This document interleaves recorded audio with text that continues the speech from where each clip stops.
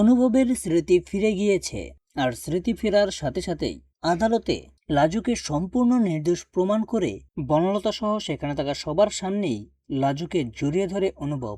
তো বন্ধুরা, এই নিয়ে বিস্তারিত জানতে হলে এখনই ভিডিওতে লাইক দিয়ে পুরো ভিডিওটি দেখতে থাকো। শুরুতেই থাকছে বনলতা যতবারই বলতেছে যে লাজু আসলে দোষী, অপরাধী, তখনই অনুভবের সন্দেহ হয় যে এরকম একটা বাচ্চা মেয়ে কি করে এত জঘন্যতম কাজটা করতে পারে। তারপরে দেখা যায় অনুভবের স্মৃতিতে ভেসে ওঠে লাজুর সাথে কাটানো সেই পুরনো কথাবার্তা এবং সেই দিনের সময়গুলো।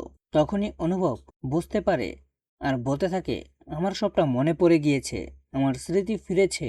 লাজু এমনটা কখনোই করতে পারে না, কারণ ও আমাকে ভালোবাসে। আদালতে তারপর সবটা প্রমাণ করে দিয়ে আদালত থেকে লাজুকে নির্দোষ প্রমাণ করে বাইরে বের করে আনে।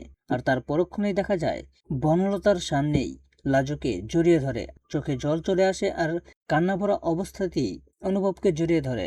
তো বন্ধুরা, এভাবেই যদি অনুভব লাজুকে ভালোবেসে জড়িয়ে ধরে আর লাজু অনুভবকে ভালোবেসে জড়িয়ে ধরে, সমস্ত স্মৃতি ফিরে যায় আর নির্দোষ প্রমাণিত হয়ে যায়, বনলতা যে সব চক্রান্ত করেছে সবকিছু জেনে যায়, বুঝে যায় অনুভব, তাহলে তোমাদের কার কার কাছে ভালো লাগবে তা এখনই কমেন্টে জানাও। আর এরকম নিত্য নতুন সিরিয়ালের আপডেট পেতে এখনই আমাদের এই চ্যানেলটা সাবস্ক্রাইব করো।